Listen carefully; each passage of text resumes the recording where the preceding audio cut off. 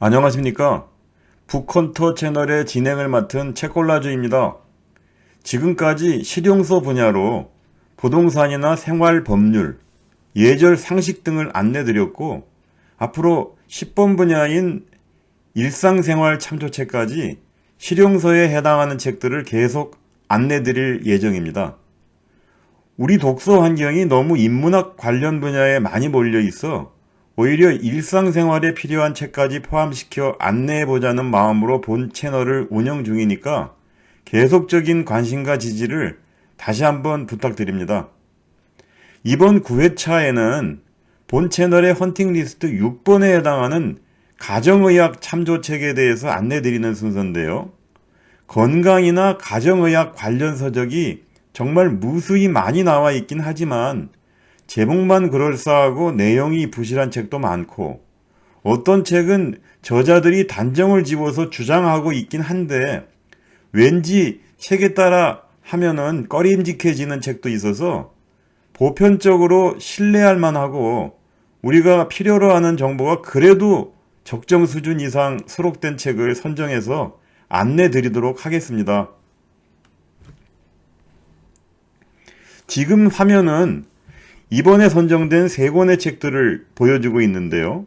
첫 번째 것은 영국 DK에서 홈 메디칼 가이드란 제목으로 출판 30명 이상의 서울대 병원 분야별 교수님들이 참여를 해서 평생 가정 건강 가이드란 이름으로 편역한 책입니다.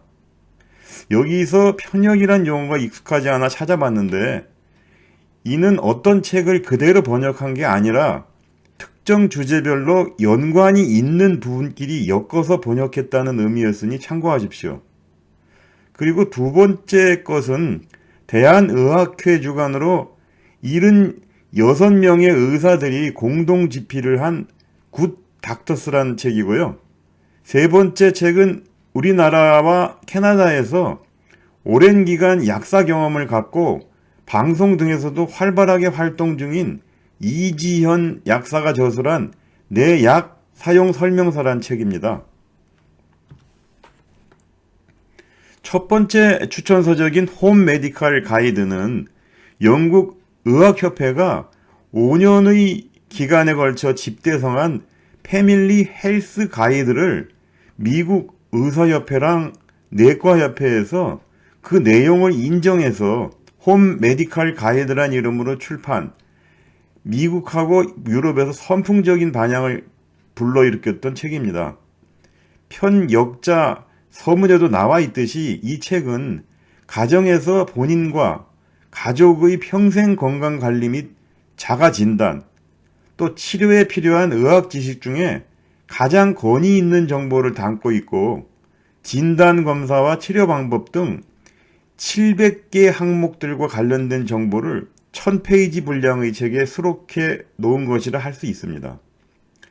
이 책이 2003년에 우리나라에서 편역 출판된 이후에 개정본을 영어 원문으로 DK에서 2012년에 출판한 바 있는데 우리에게는 개정본에 대한 한글판 자체가 없어서 2003년판 그대로 안내 드리니까 참고하시기 바랍니다.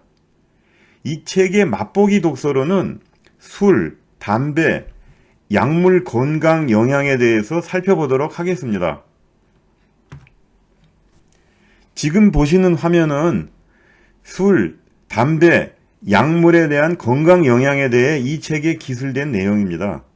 첫 번째 화면은 술의 건강 영향에 대해 한 단위의 알코올량, 예를 들어 250cc 맥주 한 병을 들면 평균적으로 간에서는 1시간 정도 분해 시간이 필요함을 기술하고 있습니다.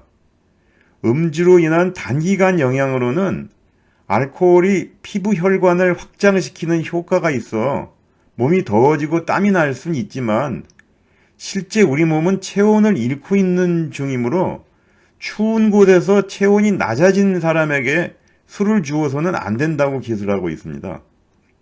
장기간의 영향과 관련해서는 적정 이상의 음주 경우에 발생 가능한 질병들하고 그 질병들 자체에 대한 세부 내용 페이지를 연계시켜 찾아볼 수 있도록 기술되어 있습니다. 두 번째 화면은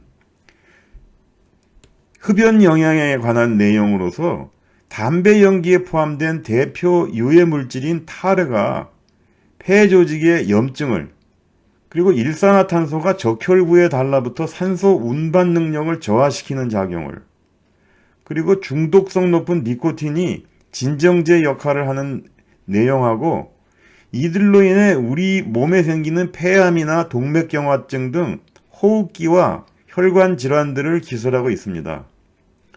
세 번째 화면은 약물, 즉 우리가 흔히 마약이라고 부르는 물질들을 자극제, 이완제, 환각제, 독성물질 등 네 가지로 분류해서 총 9종의 물질들, 약물들이죠. 각각에 대한 장단기 위험들을 표로 요약해서 보여주고 있습니다.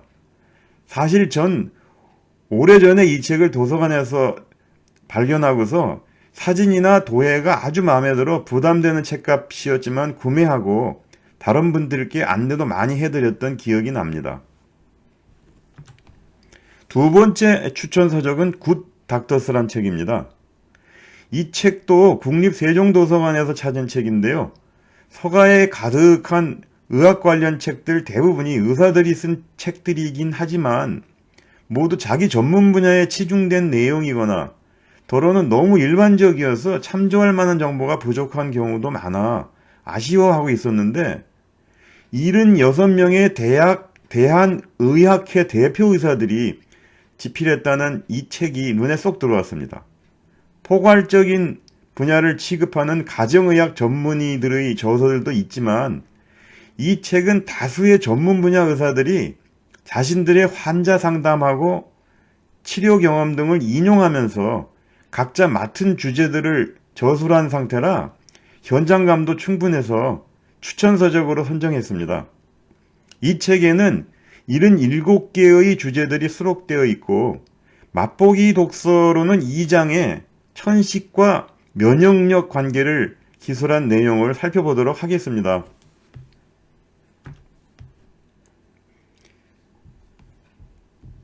지금 보시는 화면은 천식과 면역력 관계를 기술한 내용인데요.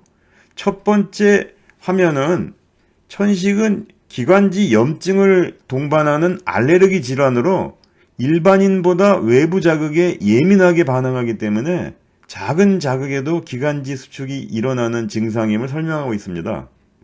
이와 같은 증상은 알레르기 염증 반응 회로가 만들어졌기 때문인데 우리 각자가 타고난 면역학적, 유전적 특성하고 출생 후에 노출된 외부 환경 영향이 복합적으로 작용한 결과인데 부모 중에 한쪽이 이 증상이 있으면 한 40% 정도, 양쪽이 다 이런 증상이 있을 경우엔 70% 정도 확률로 자녀에게 알레르기 질환이 나타나고 있음을 설명하고 있습니다.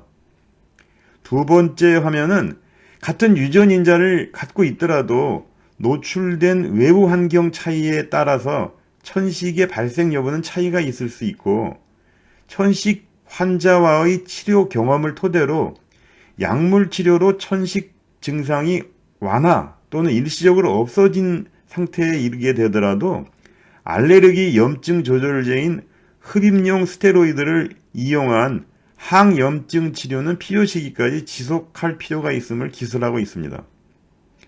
세 번째랑 네 번째 화면은 면역력과 관련된 내용으로 알레르기 체질을 갖는 소수의 사람들은 병을 일으키지 않는 비병원체에도 과도하게 면역 반응해서 오히려 인체에 해를 주게 되고 알레르기 염증이 일단 발생을 하면 손상된 조직을 통해 신체에 쉽게 들어와서 더 자주 증상이 나타나게 되니까 초기에 알레르기 진단을 받아서 병이 진행하는 것을 조기에 막아주는 것이 중요하다고 설명하고 있습니다. 세 번째 추천 서적은 내 약 사용 설명서란 책으로 현직 약사가 저술한 책입니다. 캐나다와 국내에서 약국 운영 경험하고 강의 경험 등을 토대로 약물의 오남용 분석 등 53개의 주제를 기술한 내용입니다. 병원 처방전대로 약을 주면 알려주는 대로 잘 먹으면 되는 거 아닌가 하는 정도로만 생각해 왔던 터라 이 책을 보면서 새삼 제 자신이 중요한 걸 많이 놓치고 살아왔구나 하고 느꼈습니다.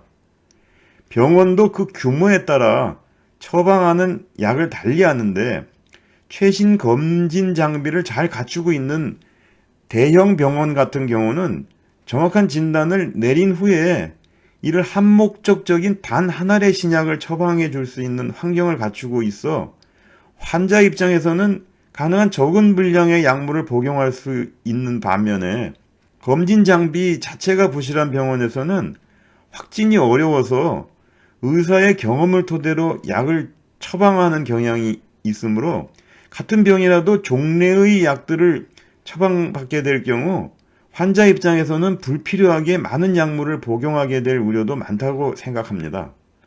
이 책에 기술된 약물의 오남용 사례 분석 등은 우리들이 약제 처방과 복용에 대한 새로운 시각을 갖게 해줄 수 있을 것으로 기대되고, 맛보기 독서로는 이 책에 처음에 기술된 약 성분을 외우는 사람들이라는 주제에 대해서 살펴보도록 하겠습니다.